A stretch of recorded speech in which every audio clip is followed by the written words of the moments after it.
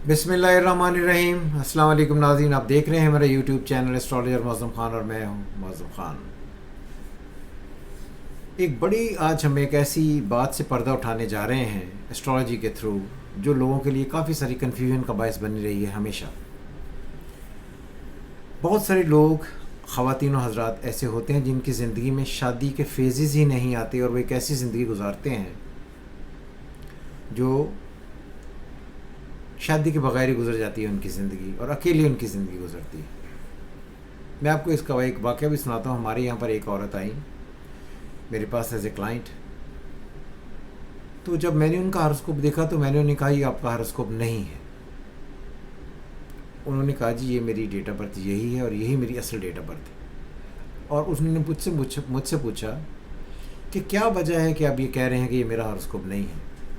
मैंने उनको देखा और मैंने कहा जी जितनी आप फिज़िकली अट्रैक्टिव हैं, खूबसूरत हैं,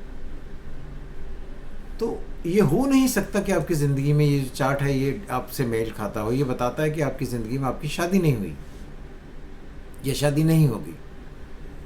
तो उस औरत की आंखों में थोड़ा सा पानी आ गया और उसने मुझे कहा कि मौलवी साहब वाकई ये जो बात आपने कही है कि वो बिल्कुल ठीक है कि मेरी आज तक शादी नहीं हुई, और मैंने अपनी आपको, लोग मुझे देखते ज़रूर हैं, कहते हैं कि आप चेहरे से ज़्यादा खूबसूरत हैं, अच्छी हैं, और मैंने कई दफ़ा एक्सपीरियंस करने के लिए लो नेक पहनकर भी मैं बाज़ारों में गई हूँ, लेकिन आज तक मुझे ना कभी किसी ने आवाज़ कसी, ना किसी ने देखा, ना कोई रिश्ता आया। तो ये बात मेरे लिए उस वक़्त बहुत हैरानकुन बात थी कि ये कैसे हो सकता है।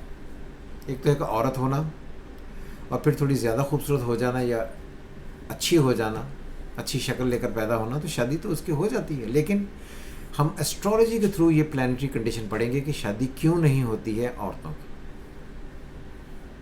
ऐसा ही हम एक चार्ट आपके सामने रख रहे हैं। हमारी एक दोस्त हैं, उनकी डेट ऑफ बर्थ है 9 मई 1973, वेडनेसडे यानी बुध को ये पैदा हुई हैं हैदराबाद में सुबह 4:30 बजे।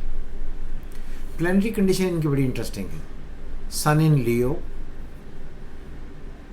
लियो का lord sun is in Taurus with Venus with Mercury, Ketu in Cancer, Saturn in Gemini, Mars in Pisces, Jupiter in Aquarius और राहु इन कैप्रिकॉर्न। सिंपल मैं आपको ये शादी पढ़ने का एक तरीका बताता हूँ जो आपके ज़हन में हमेशा रहे कि जब भी केंद्र में सियारे हों और जुपिटर किसी भी हॉरोस्कोप में अफ्लिक्टेड हो, केंद्र में हो, तो शादी नहीं होती। इस चार्ट में जो हम आपसे हमने शेयर किया, जो आप देख रहे हैं ऊपर, इसमें अगर आप देखें तो सारे सियारे एक ख़ास तरतीब में हैं और हम इसे कहते हैं, हिंदी में लोग इसे कहते हैं माला योग। और माला योग का मतलब होता है एक ऐसा योग जिसमें सारे के सारे प्लैनेट जो है वो एक ख़ास तरतीब में है। अगर आप देखें तो मून इन लियो, उससे पिछले घर में केतु इन कैंसर, उससे पिछले घर में सैटर्न इन जेमिनाई, उससे पिछले घर में सन, मर्करी और वीनस इन टॉरस, उसका जो एक घर है वो खाली है, और उसके आगे फिर मार्स इन पाइसिस और फिर जुपिटर इन एक्वेरियस और फिर राहु इन कैप्रिकॉर्न। तो ये सारी एक माला की तरह है। आपने देखा होगा औरतें माला पहनती हैं। तो माला योग होना ज़िंदगी में नहायत ही नहस होता है, और ज़िंदगी में वो तमाम मामलात जिन्हें आप सुनते हैं, जिन्हें आप करना चाहते हैं, उनमें बहुत सारी ताख़ीर लाता है, बहुत परेशानियाँ लाता है। और जब भी किसी औरत और मर्द के साथ मून सन इन स्क्वायर हों, नेगेटिव एस्पेक्ट के साथ हों और जुपिटर भी फंसे, तो शादी नहीं होती। क्योंकि जब भी कोई नेगेटिव चीज़ आती है तो वो घूमकर आपको वो पूरे के पूरे सेमी सर्कल को तबाह कर देती है। तो कुछ लोग इसे